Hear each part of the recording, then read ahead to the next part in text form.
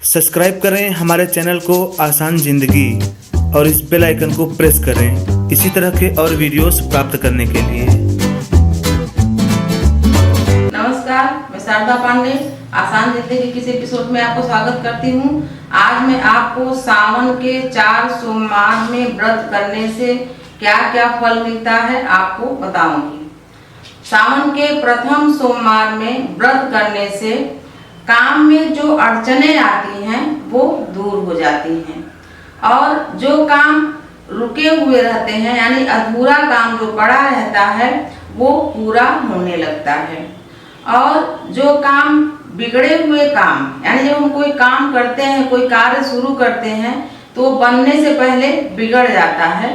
ऐसी स्थिति पहला सोमवार सावन का जो होता है व्रत करने से ये सारी दुविधाएं और सारी अड़चनें दूर हो जाती हैं। इसी प्रकार से दूसरे सोमवार को व्रत करने से भगवान शिव जी का व्रत करने से, पूजन और दान करने से, हर व्रत पूजा और दान से संबंधित रहता है। पूजन और दान करने से और भगवान को सभी जो वस्तुएं प्रिय हैं, धतूरा मदार सब चीज चढ़ाने के बाद भांग का भोग लगाने से, भगवान शिव जी को भांग का भोग लगाने से दूसरे सोमवार को परिवार में जो स्वास्थ्य की समस्याएं होती हैं, बीमारियां वगैरह रहती हैं वो दूर हो जाती हैं, मिट जाती हैं और आगे कोई भी बीमारी नहीं होती है, ऐसी मान्यता है। तीसरे सोमवार को व्रत, पूजन और दान करने से ये तीसरा सोमवार सिद्धि का सोमवार होता है।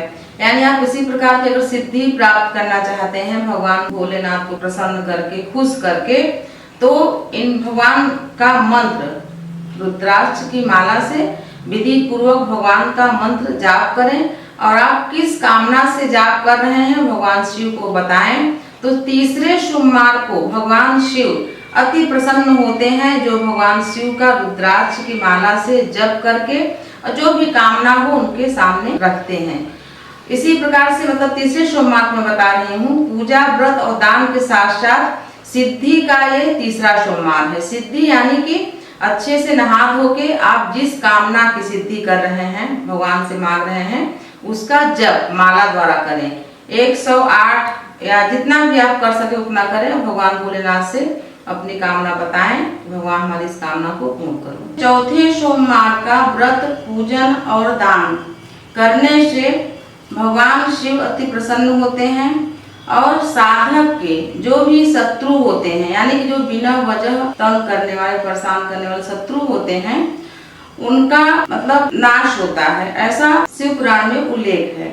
और इस चौथे सोमवार का व्रत, पूजन और दान करने से भगवान शिव इतने प्रसन्न होते हैं। अब इस चौथे सोमवार में भगवान शिव, माँ गौरी, भगवान श्री गणेश और नंदी और कार्तिकेय जी का साथ में पूजन करें। तो जो हम पूजन करते हैं भगवान शिव इतना प्रसन्न होते हैं कि शिव परिवार के जैसे ही उस साधक का परिवार भी हरा भरा, खुशहाल और निर्भय रहता है।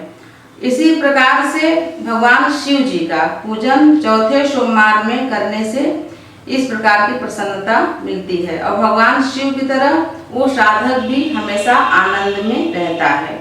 उसके सारे प्रकार के जो डर, भय, किसी प्रकार का भय वो सब दूर हो जाता है चौथे सोमवार में व्रत करने से। कभी कभी सावन में 5 सोमवार भी पड़ते हैं, तो जैसे 5 सोमवार पड़े तब भी वही विधि करें, अगर 4 सोमवार पड़ता है तब भी वही विधि करें। मैं बताने जा रही हूँ।